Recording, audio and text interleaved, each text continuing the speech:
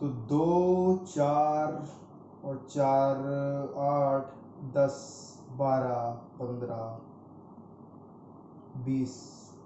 Okay, तो almost 20 request आई हैं मेरे पास ये चीज़ की कि जो हमारा एपिसोड 2 है इस प्लेसमेंट सीरीज का वो होना चाहिए LTI के ऊपर, यानी कि L&T इन्फोटेक के ऊपर।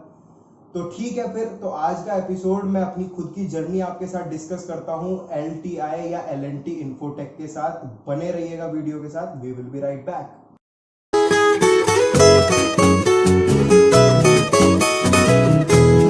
Welcome back guys.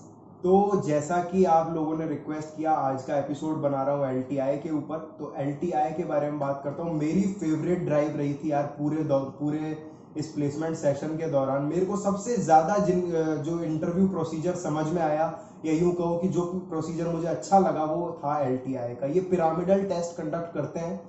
बताऊंगा क्या होता है पिरामिडल टेस्ट, वो भी अपन बात करेंगे, लेकिन पहले स्टार्ट करता हूं इस ड्राइव के प्रोसीजर के साथ। अगेन ये जो ड्राइव है ये बेसिकली 5 पार्ट्स में डिवाइडेड थी।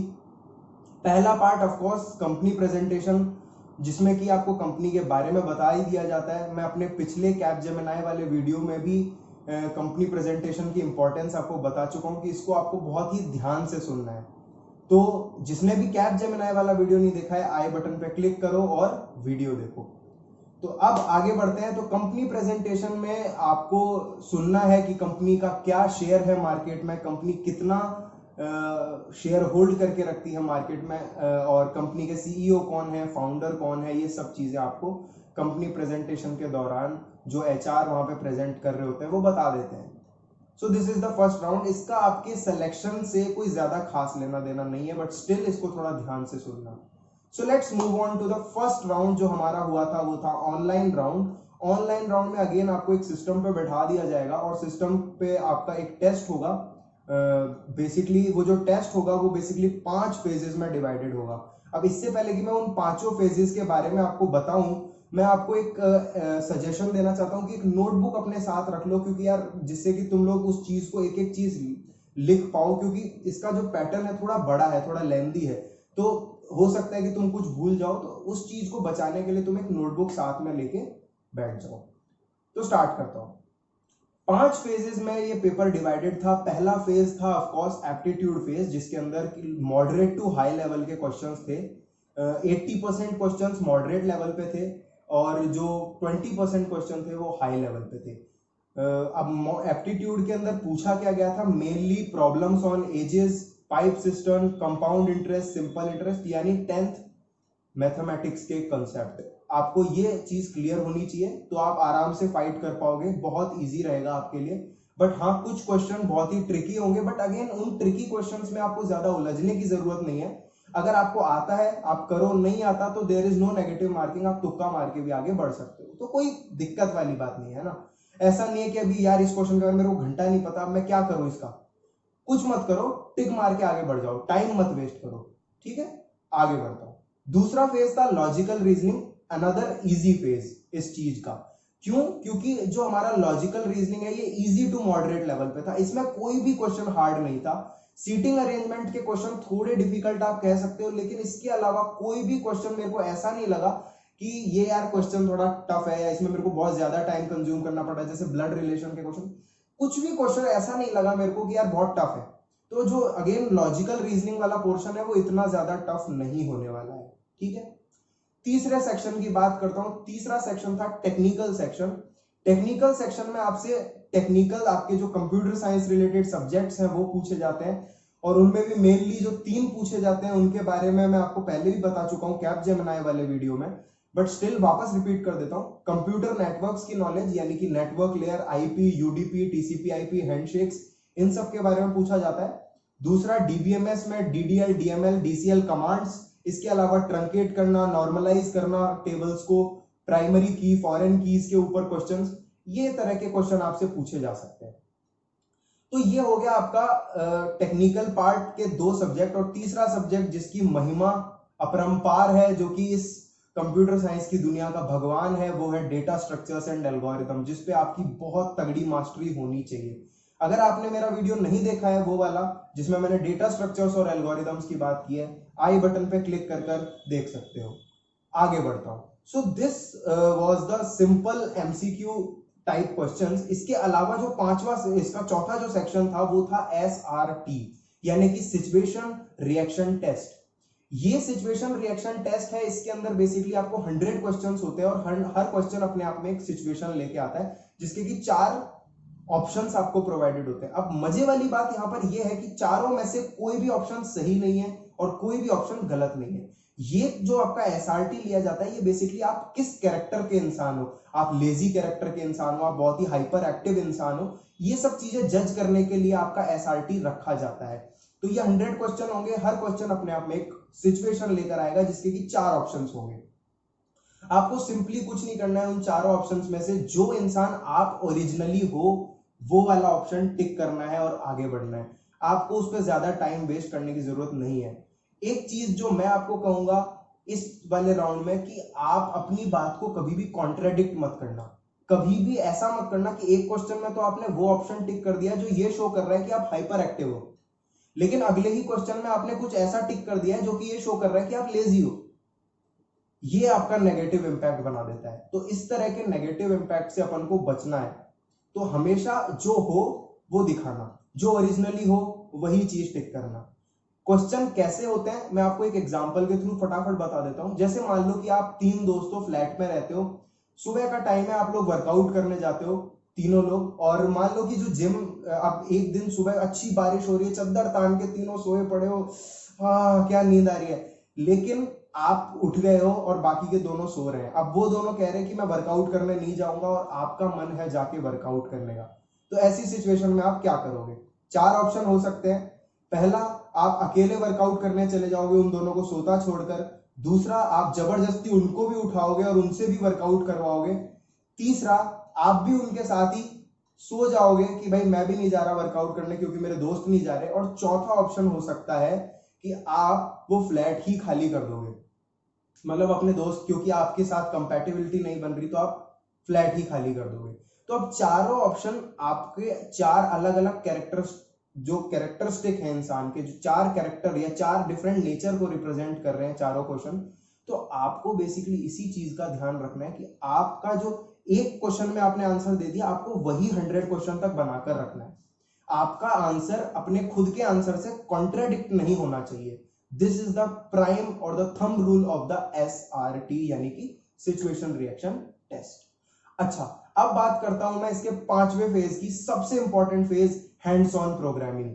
अब यहां पर आपको दिया होगा कॉम्पिटिटिव प्रोग्रामिंग का एक क्वेश्चन, एक सिनेरियो, जिसके अंदर आपको कोड की एक सिचुएशन दी हुई होगी। वो सिचुएशन किसी चीज से भी रिलेटेड हो सकती है। आपको उस सिचुएशन में क्या करना है? आपको उस सिचुएशन में सिंपली उसके लिए कोड लिखना है एट योर, आप कोई भी अपनी लैंग्वेज यूज कर सकते हो। आप उस सिचुएशन जो आपको दी गई है, आपको उसको कोड में कन्वर्ट करना है कुल मिलाकर। उसके लिए कोड है, टेस्ट केसेस हैं, आप कोड रन करो और टेस्ट केसेस पे आप अगर टेस्ट केसेस पास करा लेते हो देन यू आर डन। तो अब यहां पर जो क्वेश्चन है मेनली होंगे एरे से, या तो एरे का कंसेप्ट लग रहा होगा या फिर स्ट्रिंग का कंसेप्ट लग रहा होगा। मेजरली यही क्वेश्चन होते हैं, लेकिन हो सकता है कोई तीसरा भी आ जाए, पर ज्यादातर परसेंटेज है वो इन क्वेश्चंस का है कि या तो वो आपसे एरे पूछ लेगा या फिर स्ट्रिंग पूछ लेगा। 3 घंटे का टाइम होगा आपको ये पूरा सॉल्व करने के लिए। So this was our first round. जो भी स्टूडेंट फर्स्ट राउंड में सेलेक्ट हो जाते हैं उनको प्रमोट किया जाता है सेकंड राउंड के लिए, जो कि होता है ग्रुप डिस्कशन।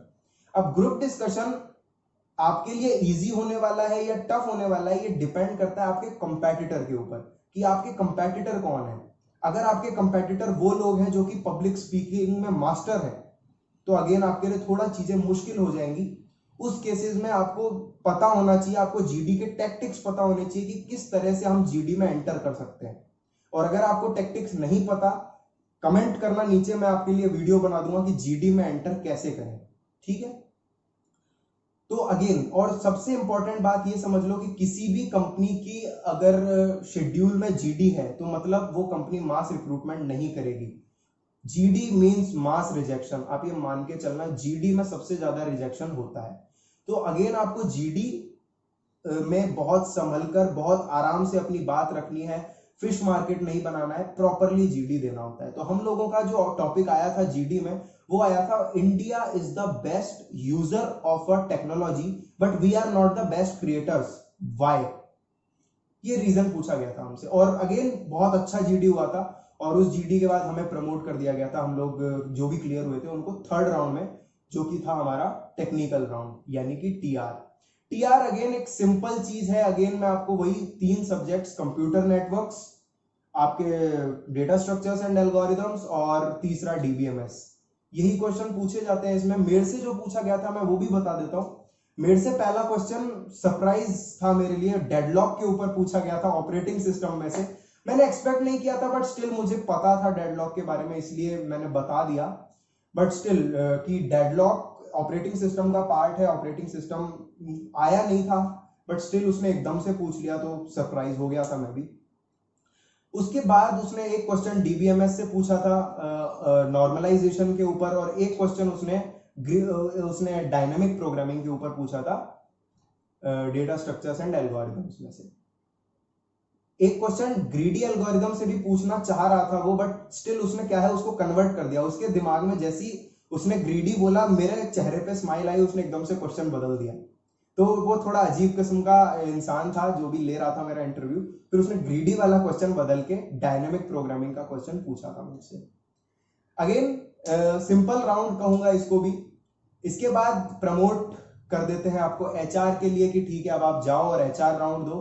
एचआर राउंड में अगेन आपसे पूछा जाता है आपकी इंटर्नशिप के बारे में, कि आप किस किस टेक्नोलॉजी पे काम कर चुके हो। इसके अलावा आपसे ये पूछ सकते हैं कि आप क्या फ्लेक्सिबल हो किसी भी लोकेशन के लिए, जैसे कि चेन्नई, बैंगलोर और भी कई लोकेशंस हैं, उनके लिए आप क्या तैयार हो। ऐसा तो नहीं है आपको चेन्नई जाने में प्रॉब्लम हो, तो at that particular moment of time आपको यस ही बोलना है, भले आप तैयार हो और चाहे नहीं हो, आपको उस टाइम यस ही बोलना है, ठीक है। उसके बाद बात करता हूं कि शिफ्ट के बारे में। वो बात करता है कि आपको नाइट शिफ्ट करने में तो कोई प्रॉब्लम नहीं है, नो प्रॉब्लम। उस टाइम अगर आपको प्रॉब्लम है भी तो आपको उस टाइम नहीं बोलना है, आपको उस टाइम प्लेसमेंट निकालना है वहां से। तो सबसे पहले ये चीज आपको ध्यान में रखनी है। तो ये पूरा ड्राइव का प्रोसीजर था। एचआर राउंड में मेरा एचआर राउंड होने के बाद 4 दिन के अंदर मेरा ऑफर लेटर आ गया था मेरे मेल के ऊपर, जिसमें कि साफ साफ लिखा था दैट यू आर हायर्ड, और आपकी ज्वाइनिंग आपको शॉर्टली इन्फॉर्म कर दिया जाएगा। उसमें सैलरी स्ट्रक्चर वगैरह सब कुछ दिया हुआ था। तो दिस वाज माय ड्राइव। इसके अलावा मैं आपको बता देता हूँ पिरामिडल स्ट्रक्चर क्या होता है। मैंने वीडियो के स्टार्टिंग में बोला था कि ये पिरामिडल स्ट्रक्चर में काम करती है। पिरामिडल स्ट्रक्चर होता है, अगर आप फर्स्ट राउंड में हैंड्स ऑन वाला क्वेश्चन सॉल्व नहीं कर पाते हो, then they will provide you lower package. और अगर आप हैंड्स ऑन प्रोग्रामिंग वाला सॉल्व कर लेते हो, then they will provide you higher package. This is called as pyramidal structure. कि अगर एक ही टेस्ट कंडक्ट किया और एक ही टेस्ट कंडक्ट करके 2 टाइप के रिसोर्सेज इन्होंने उठा लिए, ठीक है, तो 2 टाइप के रिसोर्सेज एक ही टेस्ट से उठा लिए, that is called age pyramid. कि जिसने कम परफॉर्म किया वो नीचे लेवल पे रहेगा, और जिसने ज्यादा परफॉर्म किया वो ऊपर लेवल पे रहेगा। तो अगेन जिसने भी हैंड्स ऑन वाला क्वेश्चन सॉल्व कर लिया था उस टाइम पे, उसको हायर पैकेज ऑफर हुआ था, और जिसने नहीं किया था उसको लोअर पैकेज ऑफर हुआ था। So I think this was the whole experience of LTI. मेरे को बहुत बेहतरीन लगी इनकी ड्राइव। तो जो भी लोग आ रही है एलटीआई आपके कैंपस में, और आप उसका इंटरव्यू फेस करने वाले हो, डरने की बात नहीं है। थोड़ा अलर्ट रहना, थोड़ा सा अपने आप को जगा कर रखना, और कोशिश ये करना कि जब आप पेपर सॉल्व करो तो बहुत ठंडे रहो। क्योंकि क्या होगा, जब ज्यादा क्वेश्चन हम देखते हैं हम एकदम से हड़बड़ा जाते हैं, वो नहीं होने देना है।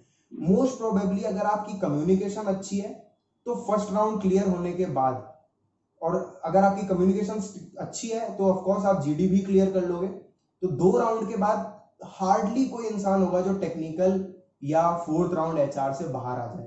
तो मेरी तरफ से सारे भाइयों को बहुत सारा बेस्ट ऑफ लक, और सबसे पहले और थैंक यू भी कि आपने इतना अच्छा सपोर्ट दिया मेरे कैपजेमिनी वाले वीडियो को। और कमेंट सेक्शन में ये जरूर बता देना कि अगला इंटरव्यू एक्सपीरियंस आप कौन सी कंपनी का देखना चाहते हो। मेरे पास कई सारी कंपनीज का और है, जिसमें टीसीएस है, इन्फोसिस है, बाइजूस है, और भी 1-2 है। आप तो कमेंट कर देना। आपका इंजीनियर भाई आपके लिए जुगाड़ देगा कहीं से भी, टेंशन मत लेना। बस मस्त रहो और लगे रहो, मेहनत करते रहो।